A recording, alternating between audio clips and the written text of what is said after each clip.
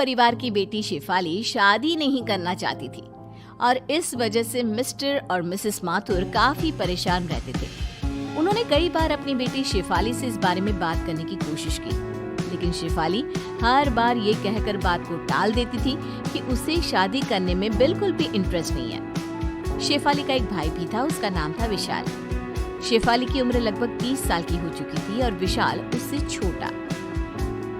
एक दिन मिस्टर माथुर कहते हैं, शेफाली बेटा, अगर तुम शादी नहीं करोगी तो आने वाले वक्त में विशाल की शादी में भी बहुत प्रॉब्लम आएगी।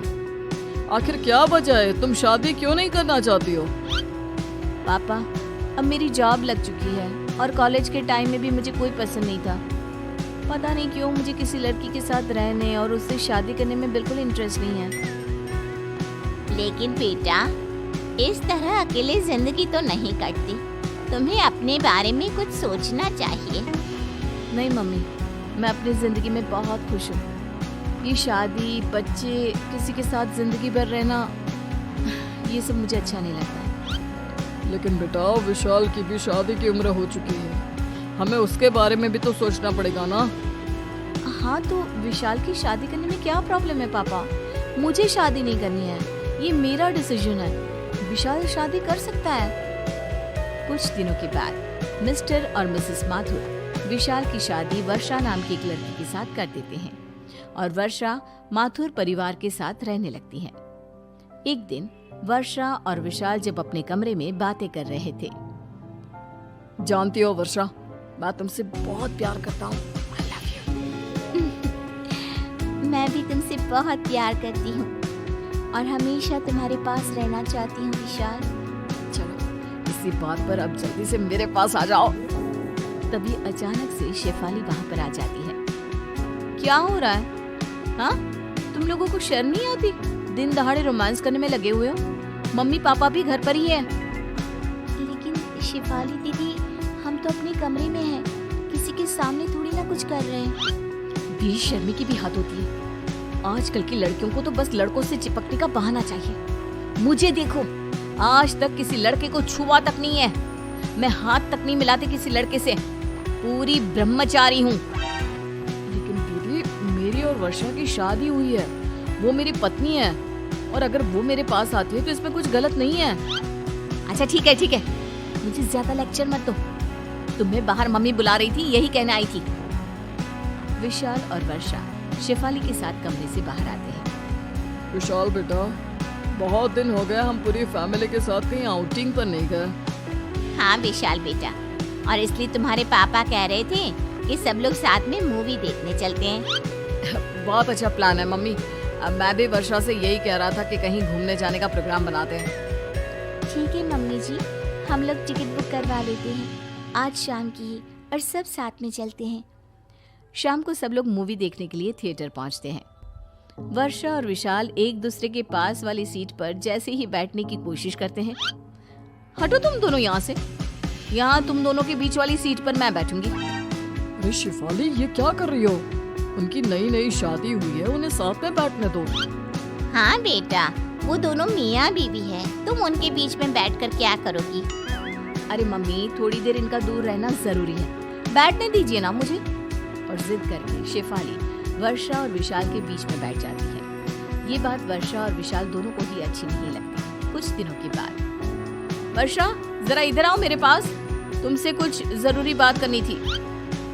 बताइए दीदी, क्या हुआ? कुछ काम था क्या आपको? देखो वर्षा, मैं चाहती हूँ कि कुछ दिन तुम मेरे साथ मेरे कमरे में सोया करो। लेकिन दीदी, वर्षा आपके कमरे में सोकर क्या करेगी? क्यों? तुमसे 2 दिन भी अपनी बीवी से दूर नहीं रहा जाता क्या? बेटा, विशाल सही तो कह रहा है, और वर्षा को तुम्हारे कमरे में सोने की क्या जरूरत है? बस ऐसे ही मम्मी, मैं चाहती हूँ कि कुछ दिन वो मेरे साथ रहे, मुझसे बातें करें। अगर 1-2 दिन मेरे कमरे में सो लेगी तो क्या बिगड़ जाएगा? बेटा, उनकी अभी अभी नई नई शादी हुई है, तुम तो कुछ भी नहीं समझती हो। अरे मम्मी, शादी होने का मतलब ये थोड़ी ना है कि दिन रात एक दूसरे के साथ रहो, एक दूसरे से चिपक कर रहो।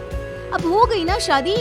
मुझे देखो, 30 साल से ऊपर की हो गई हूँ, लेकिन अभी तक ऐसी कोई फीलिंग मेरे दिल में नहीं आती। माथुर परिवार शेफाली की इन हरकतों से परेशान हो जाता है। और फिर वर्षा और विशाल मिलकर एक प्लान बनाते हैं। शेफाली दीदी, मेरे ऑफिस का एक कलीग है, उसने अभी अभी ज्वाइन किया है। कुछ दिन वो हमारे ही घर आकर रहने वाला है। अरे ऐसे कैसे कोई अनजान लड़का हमारे घर में आकर रहेगा? अरे बेटा, किसी की मदद करने में क्या बुराई है। अच्छा ठीक है, लेकिन उससे कहना कि घर की औरतों से थोड़ा दूर ही रहे, ज्यादा बात करने की और चिपकने की जरूरत नहीं है। और कुछ दिनों के बाद अमन नाम का एक लड़का जो शेफाली की उम्र का था, मिस्टर माथुर के घर पर रहने आता है। एक दिन सुबह के वक्त। वैसे शेफाली जी, शायद आपसे किसी ने कहा नहीं, लेकिन आप दिखने में बहुत खूबसूरत हैं। देखो, तुम अपने काम से काम रखो, मुझे इस तरह की झूठी तारीफ बिल्कुल पसंद नहीं है। लेकिन मन ही मन शेफाली को अमन का अपनी तारीफ करना बहुत अच्छा लगता है। और फिर अगले दिन, शेफाली जी आप ऑफिस जा रही है, मैं भी उधर ही जा रहा था, चलिए मैं आपको छोड़ देता हूँ। अरे नहीं, मैं अकेले चली जाऊंगी, मैं किसी लड़के के साथ घर से बाहर जाना पसंद नहीं करती। अरे कोई बात नहीं, एक ही रास्ते पर जा रहे हैं, इसमें क्या हुआ, चलिए बैठ जाइए। वो चलो ठीक है। शेफाली अमन के साथ चली जाती है। एक दिन ऑफिस से आने के बाद, माँ मेरी तबीयत ठीक नहीं है, मैं अपने कमरे में आराम करने जा रही हूँ, आप प्लीज मेरे लिए कॉफी बना दो, बहुत सर दर्द हो रहा है। बेटा मुझे तो अपनी किटी पार्टी में जाना है, बहुत जरूरी है, और तेरे पापा भी अपने दोस्तों से मिलने के लिए गए हुए हैं। कोई बात नहीं माँ, वर्षा से कह दो वो मेरे लिए कॉफी बना देगी। वर्षा शॉपिंग पर गई है विशाल के साथ, बेटा तुम खुद बना लो ना। इतना कहकर मिसेस माथुर वहाँ से चली जाती है। वर्षा के सर में जरा सा दर्द होता है तो विशाल कैसे लपक कर उसके लिए दवाई लेकर आता है, उसके लिए चाय बनाता है। यहाँ मेरे लिए कोई भी नहीं है। तभी वहाँ पर अमन आता है। किसने कहा आपके लिए कोई नहीं है, आप आराम करिए, मैं अभी आपके लिए कॉफी और आपकी दवाई दोनों लेकर आता हूँ। Thank you so much. थोड़ी देर बाद अमन शेफाली को दवाई देता है और अपने हाथों की बनी कॉफी भी पिलाता है। वैसे शेफाली जी, आप गलत सोचती हैं। देखिए, लड़के उतने बुरे भी नहीं होते, और अगर जिंदगी में एक लाइफ पार्टनर हो, जिंदगी आसान हो जाती है।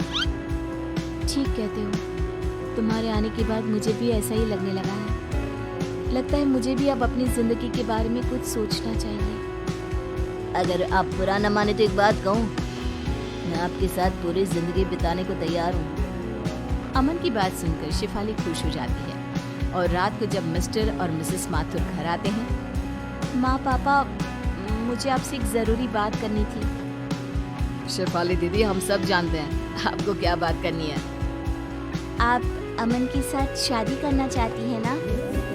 अरे लेकिन आप लोगों को ये बात कैसे पता? क्योंकि ये हमारा ही प्लान था। और मैं तो अमन को पहले से ही जानती हूँ। क्या ये सब आपने जानबूझकर किया? तो क्या करते बेटा, जिंदगी भर अपनी बेटी को ब्रह्मचारिणी बेटी तो नहीं रहने देते ना। देखो बेटा, शादी करना और खुश रहना कोई बुरी बात नहीं है।